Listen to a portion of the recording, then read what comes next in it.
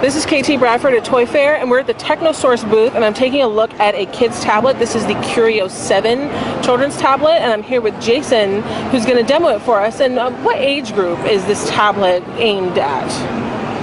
Really, it's a kid-friendly tablet for all ages. I would say probably from 5 and up. Okay, yeah, cool. 4 or 5 and up. But really, it's the big difference here in this tablet compared to others on the market is that when you have a kid tablet, it's very young. It's like 4 and 5, and then once you get out of that, kids don't really want something that young anymore. They want to go onto the iPads or the Kindles and that sort of thing. With this, it's really an interface that can be great for a kid from 4 to 14. But it's also great for adults too. It's the first really family tablet that's kid-friendly, and I'll show you some of these great kid features. Awesome. So this is the interface here, and you have all your different icons and buttons to be able to go to different things like search and calculator. But the great thing about this is all the parental abilities here, where you go to your people and you have all these different profiles, and you can set up one of 8 different profiles, and each profile can be customized based on the age of your child. You might want Lily, for example, who's only 6, to be able to see certain things, where Tommy, who's older, you want him to be able to play with more apps. And you do that by clicking on this padlock button here, and it brings you to the parental area. You put in your password, which can be either a move like this or an actual password word, and you go to Manage Children. And this is where you'd add one of the 8 different profiles to be able to customize each one. So I'm going to customize Lily, for example. And there's all these different customizable radio buttons that come up. For example, if we go into internet access from a top level, I can give her full internet access, which isn't recommended.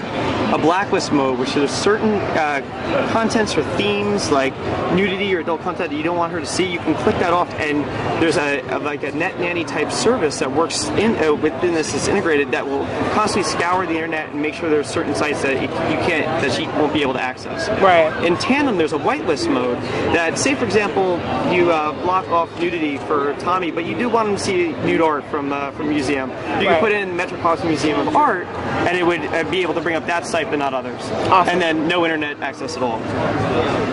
So like I was saying, you can go into the blacklist, and all these different categories come up. And every category that I click on, I can is something that a kid wouldn't be able to go into. So, for example, no sites would come up for alcohol, banking, adult content. Maybe I don't want her to learn about celebrities, that sort of thing.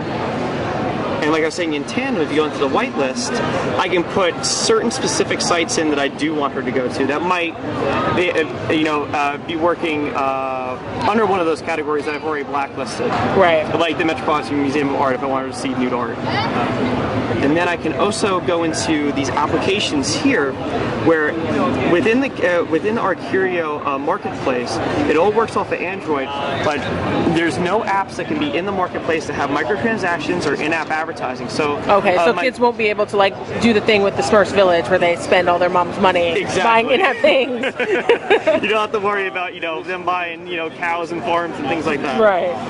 But the great thing on top of this is that there's all these apps that I have on my tablet, but I only want Lily to be able to access some of them. So I can click on Manic Mechanics Lite, Lyric Legend 2, be able to do the search app, and all the ones I don't have clicked are ones she can't even see in her profile. Okay. But maybe I want Tommy, who's a little older, to be able to access some other ones. I can click those on, and he can have even more. Okay. So basically, this is a tablet that can really be shared between 2 kids of different ages, and like what's inappropriate for one is not going to be shown when they log in, and what's appropriate for another will be shown. Exactly, and not only that, with multiple kids, it can also be, you can also set up an adult profile too, where you have full access to everything. So really, mom, dad, and their kids can all use the same tablet together. Nice. And the great thing about this too is that for all this, for all these features included, the net nanny service to do the blacklist, the bumper that's the shock and drop resistant, all the different profiles, it's for $199. That's not a bad price. That's the same price as the Kindle Fire. So yeah, pretty cool. And you get an SD slot to add more memory, an HDMI out to be able to connect to your TV. Nice. And also a front-facing camera so you can Skype. Very cool. And this hooks up with the Android market. So like you said, it just filters out out stuff that would be inappropriate for kids, but it basically has access to the whole Android market. Exactly. Very cool. And it's running basically, this is the Kurio interface, but it's running on Android 2.3. Yes. Cool. And so when is this going to be out? It'll be out this fall. Okay, great. So we will definitely look for this once the holiday time rolls around again. Sounds great. Awesome. So this is the Kurio 7 tablet, and we are at TechnoSource at Toy Fair 2012.